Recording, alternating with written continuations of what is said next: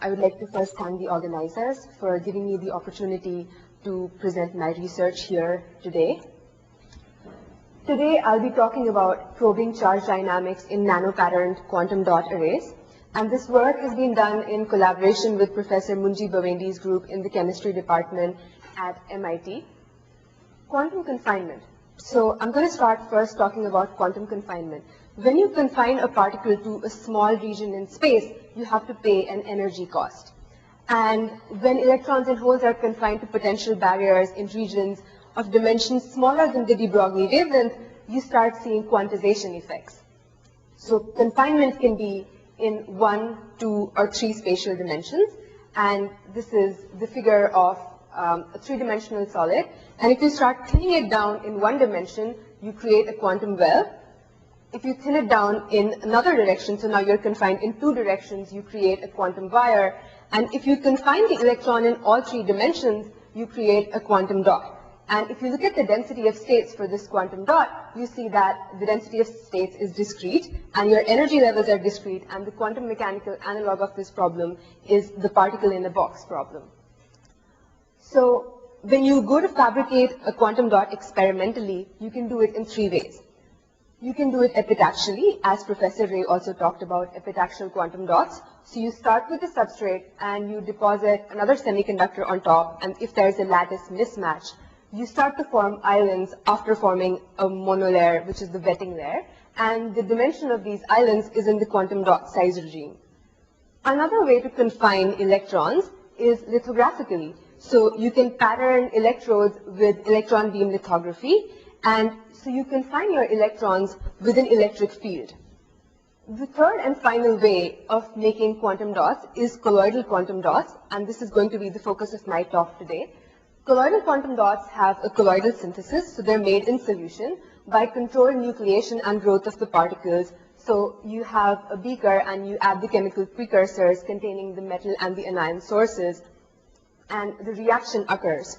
So the advantage of colloidal quantum dots is that they're very easy to scale up, and they can be produced in bulk, and they can be produced under non-extreme conditions. So looking at just a single colloidal quantum dot. So a single colloidal quantum dot consists of a semiconducting core, and the size of the core ranges from 1 to 20 nanometers, and it's surrounded out to a radius by these black zigzag lines, which are the ligands. Now the ligands act to passivate the surface, and they also act as a tunnel barrier for the electrons, and they insulate the electrons from the surroundings. So now if you look at the energy versus the density of states for a single colloidal quantum dot, because of strong quantum confinement, the continuum of states now gets reduced to a set of discrete energy levels, and these discrete energy levels in the valence and conduction band resemble the atomic sp and d orbitals of an atom. So hence the name artificial atoms. Now we want to build with these artificial atoms. So just like a classical solid is made of atoms, we can imagine making an artificial solid made of these artificial atoms or quantum dots. So the analogy is very helpful, especially when you want to think about the electrical properties. Just like the properties of a classical solid are determined by the energy levels of the atoms that make the solid and how the atoms stack up in the solid, you can imagine the same would hold true for an artificial solid. But the advantage of having an artificial solid made of quantum dots is that the properties are now tunable. So this is a cartoon of the artificial solid that we hope to make with our quantum dots. And by changing the size of the quantum dot, we can tune the on-site electronic energy. And by changing the ligand, we can bring the dots closer together or move them further apart, thereby changing the coupling between the sets. So we now have a tunable solid. I show this figure from Mark Reed's paper, which was published in Scientific American in 1993. So this Mark Reed was also the person who coined the term quantum dot. So this image basically shows particles of cadmium selenide. These are crystallites of cadmium selenide. Cadmium selenide is a wide bandgap semiconductor. And what I'm trying to show in this image is that if you look at the particles on the left side, they're bigger. So the size of the crystallites is larger. And the particles towards the right of the screen, the ones which appear yellow, the crystallites are smaller. So the point here is that the larger crystallites can absorb lower energy photons, and they appear reddish. And the smaller crystallites can only absorb higher energy quanta, and they appear yellow. So you can change the size of you can change the color that the material appears by changing the size of the crystals. So obviously there are going to be a lot of applications for these materials, and the applications would depend on the type of method that you use to manufacture these dots. For quantum computing related applications and logic circuit related applications, epitaxial quantum dots are more useful. Colloidal quantum dots find a lot of application in solar cells, especially because of the tunability of the dots and the tunability of the band gaps. You can imagine making more efficient solar cells, which would allow you to utilize a larger portion of the solar spectrum. Because they emit different colors depending on the size of the quantum dots, you can make LEDs with them. You can also make tunable lasers. Another direction that a lot of chemists have started working towards these days is to use these colloidal quantum dots to make designer solids. And I show this image from Professor Chris Murray's group in University of Pennsylvania, where he's made these beautiful designer solids with these quantum dots. Especially from a physicist's point of view, these designer solids are very interesting to us because you can use these as test beds to study strongly correlated electronic behavior. And there have been predictions of the existence of charge density waves in these materials. So whether you want to make solar cells or you want to use these materials as test beds for studying some strongly correlated electronic behavior, understanding charge transport in these materials is very important. So how do we go about understanding charge transport? This is a cartoon of the quantum dot solid that I showed before. The simplest way to study transport in this material would be you put an electrode on one end, apply a voltage to that side, you add another electrode to the other end, and you just measure the current that flows out through the material. But this conventional measurement of current is limited. And what limits us is basically, first, the contact effects. As the size of the system becomes smaller, contact effects become important and they can interfere with our measurements. And also when we measure current, what we're measuring is some average hopping rate. And you'll always be dominated by the fastest hopping events. But what will limit any device efficiency would be the slowest hops. And a measurement of current gives us no insight into what's happening with the slower hops. So the experiment that we propose is to actually use a charge sensor to study transport in these materials. And our ultimate aim is to track the motion of a single electron as it moves in this material. So the outline of my talk today is as follows. I will firstly start by describing the sensor that we use. We are using a narrow channel MOSFET as a charge sensor. I will describe our results to study transport in highly resistive materials using these sensors as proof of concept. I will talk about the limitations of having just a single charge sensor. For the second part of my talk, I will talk about a new technique that we have developed to nano-pattern these quantum dot arrays, and we hope that the nano-patterning will help us to probe nanoscale charge dynamics in a better way. And finally, I will conclude with an outlook of our research to use these nanoscale sensors to study transport in these colloidal quantum dot arrays. So we're using a narrow channel MOSFET as a charge sensor, and I will slowly start building this MOSFET. We fabricate these MOSFETs from scratch in our lab. So we start with a simple P-type silicon substrate. We send it for ion implantation and get these source and drain ion implanted. We grow an oxide, silicon oxide, as a dielectric layer, and then we add a top gate. And when we apply a voltage to the top gate, you create an inversion region, which is over here, and this inversion region serves as our channel. So you can have a wide gate for the MOSFET, giving you a wide channel MOSFET, and a narrow gate for the MOSFET, which gives you a narrow channel MOSFET. So the MOSFET that we use is 70 nanometers at the narrowest point. The advantage of having a narrow channel MOSFET becomes clear if we look at the conductance and gate voltage characteristics of our device. So for a wide gate MOSFET or a wide channel MOSFET, the conductance, which is shown in dark blue here, as a function of the gate voltage is completely featureless. But if you look at the same curve for the narrow channel MOSFET, you start seeing these Coulomb oscillations. And what we have done is by making the gate of the MOSFET narrow, we've increased our sensitivity to the local electrostatic environment. And so you now have a higher sensitivity with the nanoscale gate. So now we want to use this MOSFET to study transport in this resistive material. So we start with amorphous germanium, which is an amorphous semiconductor, and we pattern amorphous germanium in front of this sensor, and here's a scanning electron microscopy image. So this is our MOSFET gate, and it tapers down to a width of 70 nanometers. And here's a strip of amorphous germanium that we've patterned 100 nanometers from this sensor. So if you look at a cross-section along this black dotted line, this is what it looks like. So the gate is capacitively coupled to the inversion region, and so is the amorphous germanium strip. And our measurement relies on this capacitive coupling. So how do we probe transport in this material with the MOSFET? Our experiment consists of applying a voltage pulse to one of these electrodes. So the amorphous germanium strip, shown in green here, is connected to the gold electrode. And we start pulsing the gold electrode, and as we apply a voltage pulse, charge diffuses through the amorphous silicon strip, and we see that motion. And then we monitor the conductance of the MOSFET here as a function of time as the charge diffuses.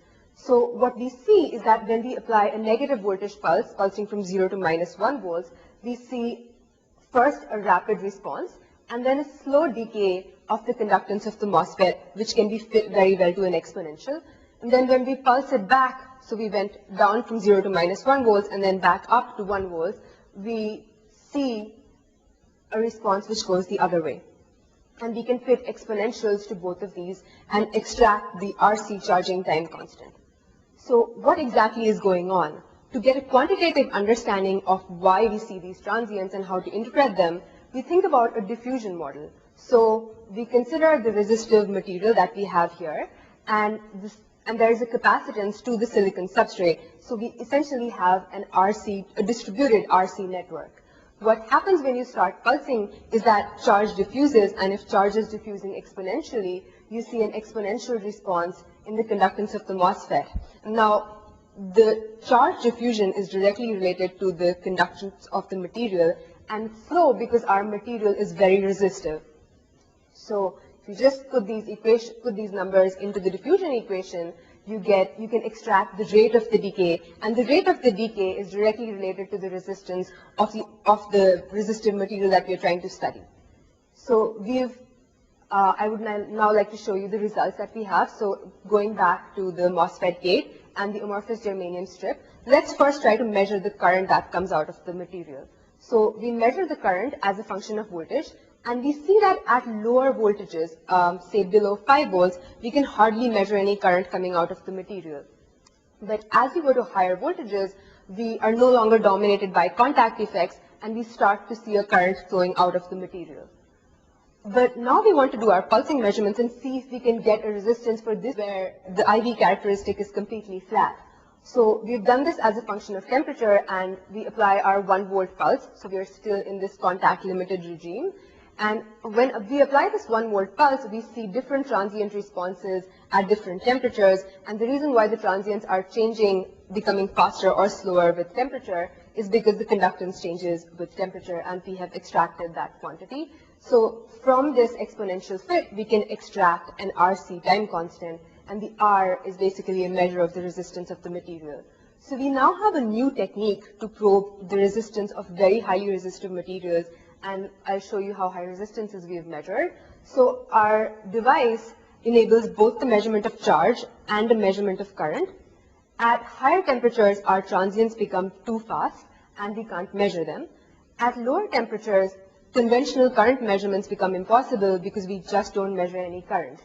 So if you look at the conductance of the resistive material that we were probing, which is amorphous germanium, as a function of temperature. So the red dots are the points at higher temperatures where we can't measure our transients, but we can measure current, and we extract the conductance from the current measurements. And the blue circles are our conductance values that we have extracted from the charge sensing measurements. As you can see, there is a very small regime where both of these measurements are possible simultaneously, and there is very good agreement between the two. So I've plotted the conductance as a function of T to the 1/4 because the mechanism of transport in amorphous germanium is variable range hopping, and the temperature dependence is T to the 1/4.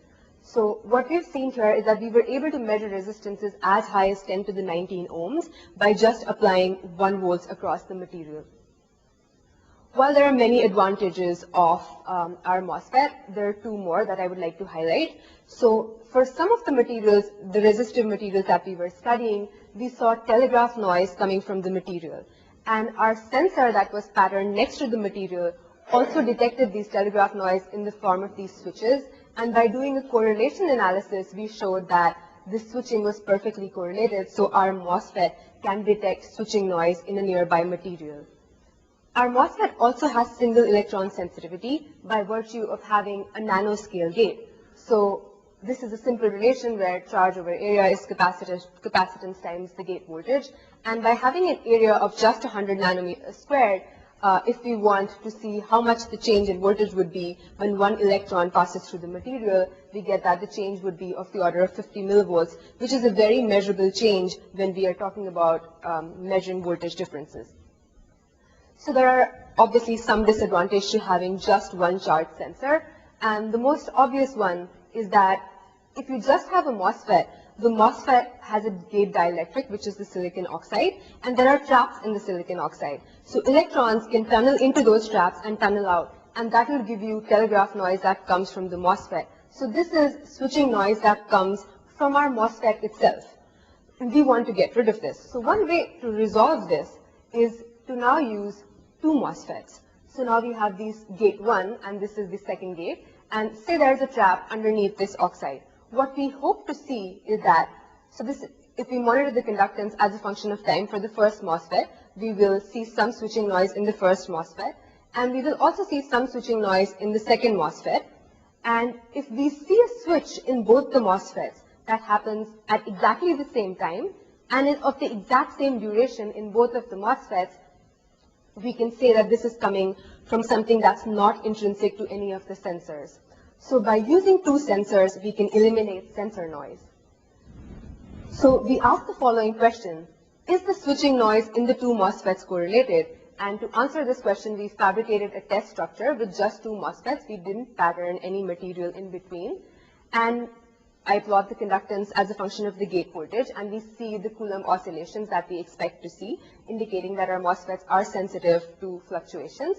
And now we just monitor the conductance of the MOSFET as a function of time. We've done this for smaller time scales, and we've done this for larger time scales, and here I show you a 25-second snippet. And as you can see that there is telegraph noise in the first MOSFET and the second one, but the telegraph noise in the two MOSFETs is uncorrelated. So I will now go back and modify our experiment.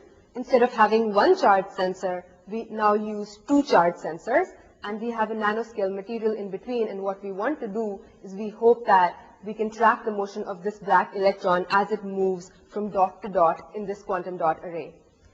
And the next challenge which we face with this experiment is that how to integrate a nanoscale pattern into this device structure. So I now go back to the colloidal quantum dots that I described in the beginning. Here I show you cadmium sulfide, zinc sulfide, and lead sulfide quantum dots. They've been fabricated in these vials, and they're different colors because the band gaps are different. And these figures here are the transmission electron microscopy, or TEM, images of these dots, and this is a single monolayer. So when people want to assemble these dots from solution onto a substrate, the common method that is used is called drop casting. In drop casting, you take a needle, you pull out some solution from one of these vials, and you put a drop on the substrate. And as the solvent evaporates, the dots start packing closer and closer together until all the solvent evaporates and you get a continuous film here. The problem with these films is that here I show you a scanning electron microscopy image of a film over a large length scale. So there's cracking that's visible in these films. So if you study transport in such a cracked films, obviously you will not know if you're dominated just by the grain boundary scattering or some other thing that is clearly not visible in this figure. So what we really need is we need nanoscale precision in placing our pattern. We need to be able to pattern them so that there are no cracks. We need electrically conducting films. We would like them to be ordered. And we would also like to have flexibility, to choose the substrate on which we can deposit these nanocrystals. To this end, we have developed a novel approach to nano-patterning these quantum dots. I show here a cartoon of how the technique works. So you start with a substrate, say your substrate is silicon oxide, and then you spin an electron beam or a photoresist, say PMMA, on this substrate. And then with electron beam lithography, we create trenches in this resist. After we create trenches in the resist, we drop cast on this surface, and after we've drop casted, the dots fall into the trenches, and we do a standard lift-off procedure, and we are left with just the pattern. So now electron beam lithography gives us nanoscale control over placement. So this is the transistor gate that I have been showing, and this is a pattern strip of lead sulfide quantum dots that we were able to make. Here I show you some of the other patterns that we have tried out. These were made with cadmium selenide quantum dots. As you can see from the SEM image, the length scale is a micron. We have really nice ordered films. There are no visible cracks. And cadmium selenide quantum dots, since their band gap lies in the optical region, they fluoresce, and the fluorescence looks really nice. And these are two different size quantum dots, which shows that we can get different colors. If you look at the atomic force microscopy, which gives you the height profile of the films that we've formed, you see that they're very nicely structured, and there is no measurable surface roughness to the films that we've formed. So now that we have these nice patterned films, we want to see how the electrical properties of these films differ from the cracked films. So I'm going to call these the macroscopic films, and this is an SEM image of the macroscopic films that we were studying. And then we made a triangular pattern with the patterned films, and let's call these the patterned films. And now I look at the conductance scaled by the thickness times width over length. So if you look at the red points that are for the patterned films and the blue points that are for the macroscopic films, you can see that there is a different slope. And the difference in slope is because the conductivity is now different. So we get 0.16 microsiemens per centimeter for the macroscopic films, and we get an improved value of 30 microsiemens per centimeter for the patterned films. So we have an improvement in conductivity by 180. And that's probably because we've eliminated voids, and we also have improved order in our films. So now we go back and we integrate this in between these two sensors. And if you look at a cross-section, this is what it now looks like. So you have these two narrow channel MOSFETs, and you have this quantum dot film, and it's capacitively coupled to both the inversion regions. So the charge sensors now need to be as close as possible to each other, because the method of sensing is electrostatic. So in electrostatic sensing, the potential falls off as 1 over the distance. But it falls off much faster for us because we also have screening from the substrate. So the potential falls off as 1 over r squared. So our sensors really need to be very close to this material. So this adds another limitation, which is that our nano pattern needs to be very narrow. So when we made this nano pattern 80 nanometers wide, we started seeing some novel electrical effects that I would now like to share. So this is the first patterned films, and if you look at the current as a function of the voltage, you see that it's a very nice smooth curve. Now for the nano pattern that we made, which was 50 nanometers, just 50 nanometers wide, when we measure the current as a function of voltage, we start seeing additional noise in the current. So when we see this additional noise in the current, we want to analyze this additional noise. And what we do first is that, so this is the current as a function of voltage. As a first step, what we did was that we went and sat at each one of these voltages and just measured the current as a function of time. And then we histogrammed the result. So the histogram shows the intensity as a function of the average current. So the average current is higher, and the average current is higher at higher fields. So at lower fields, say between 0 and a bias of 0 and 10 volts, we see that our histograms fit to nice Gaussians, and the width of the Gaussians is very narrow. As you go to higher fields, the width of the Gaussians increases, and it increases very dramatically, and it's a non-monotonic increase. We also analyze this noise as a function of temperature, from room temperature all the way down to 4 Kelvin. So we see that at room temperature, we still see this additional noise, and as we go down to lower temperatures, the noise freezes out. So there's a very strong temperature dependence of the noise, but there's a weak temperature dependence of the average current.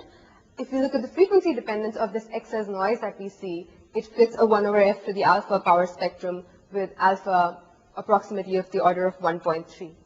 And we're still working to understand this noise more. So possible explanations are as follows. In a solid, in a classical solid, your electrons are delocalized. But in a quantum dot solid, your electrons, because of quantum confinement, are really localized to each of these dots being shown in the light green. So what you have when you make the pattern more and more narrow is an effectively one-dimensional channel of these quantum dots, and you can have hopping in this effectively one-dimensional array of dots. As you increase the field, as you go to higher and higher fields, certain paths become forbidden because any motion perpendicular to the direction of a strong electric field will be forbidden. The temperature dependence also suggests that some electron-phonon interaction might also be relevant. So with that, I would like to conclude my talk. So we've used nanoscale charge sensors to measure electrical conductance or a regime of high resistance. Our technique is independent of contact effects, and it's sensitive to single electron hopping. We have used two sensors and used that to eliminate the sensor noise. We have introduced a new technique to pattern these quantum dots, and that has led to improved conductivity and improved order in these dots. We start seeing novel electrical effects in these nanoscopic or nano-patterned films, including an increase in the conductivity and the current noise in the IV characteristics. So with that, I would like to thank my advisor, Professor Mark Kastner, for his unending support and encouragement. I would like to thank my group members, Tamar and Kenny, who were co-workers in this project. From the Munji Bawendi group in the chemistry department, I would like to thank Darcy, who fabricated all of the colloidal quantum dots for us. I would like to thank people from the scanning electron beam lithography and the microtechnology laboratory at MIT for help with device fabrication. Our funding was by US Army Research Office and the Department of Energy. I would like to thank the Fulbright and Institute of International Education and the US Department of State for an International Fulbright Science and Technology Award. I would also like to thank the Schlumberger Foundation for a Faculty for Future Fellowship in 2012. I offer my obeisance to the Supreme Father for his continued grace and guidance, and I would like to thank you all for your attention.